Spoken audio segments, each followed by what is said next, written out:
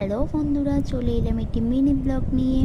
সাজুগুজু করে নিলাম জামাই ষষ্ঠীতে যাবো বলে। আর আমার বরমশাইকে দেখো, তার তো আর তরই সইছে না। শ্বশুরবাড়ি যাবে বলে কথা, তাও আবার জামাই ষষ্ঠীতে একটু সাজুগুজু না করলে হয়? তাই সাজুগুজু করে নিয়ে বেরিয়ে পড়লাম রাস্তায়। ও আর হ্যাঁ, এই যে সানগ্লাসটা দেখছো, এটা আমাকে এক দাদা আমার বার্থডেতে গিফট করেছে। কেমন হয়েছে জানিও।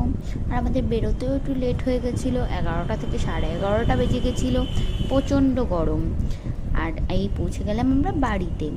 আর যেহেতু লেট হয়ে গেছিলো, বাড়িতে যাওয়ার সাথে সাথেই মা সকালে কিছু হালকা খাবার দিয়ে দিল। আর সেটা খেয়ে নিচ্ছে আমার বরমশাই।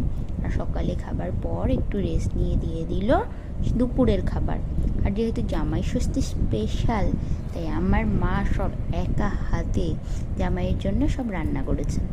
আর তার জন্য আমার বরমশাই একটুও দেরি না করে সঙ্গে সঙ্গে খেতে ব্যস্ত হয়ে গেল।